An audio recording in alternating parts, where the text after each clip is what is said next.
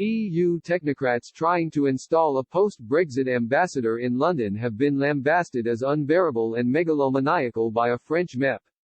Meanwhile, the founder of a campaign to take France out of the bloc, has congratulated Boris Johnson for taking revenge on Brussels.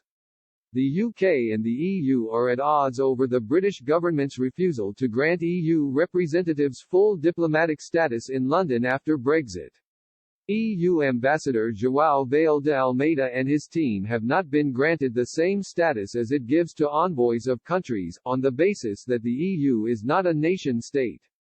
The decision was welcomed by France James, and MEP for the right-wing National Rally Party. She tweeted, "The European Union has never been a nation and it is especially not a federalist entity, why then would you want to impose an ambassador in London?" The megalomania of these pro-Europe technocrats is seriously starting to become unbearable. Meanwhile, of Generation Frexit founder Charles-Henri Gallois, referring to the agreement which established the constitutional basis for the EU, posted, "At Boris Johnson avenges France for the infamous Lisbon Treaty.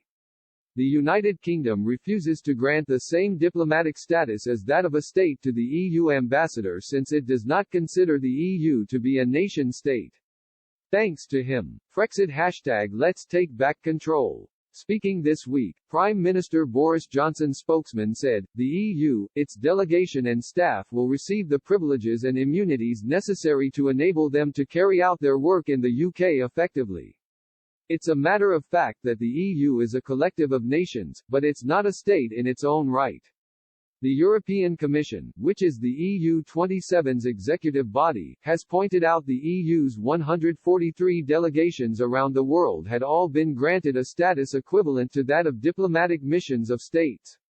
Peter Stano, the Commission spokesman for Foreign Affairs, said, "Granting reciprocal treatment based on the Vienna Convention on Diplomatic Relations is standard practice between equal partners and we are confident that we can clear this issue with our friends in London in a satisfactory manner."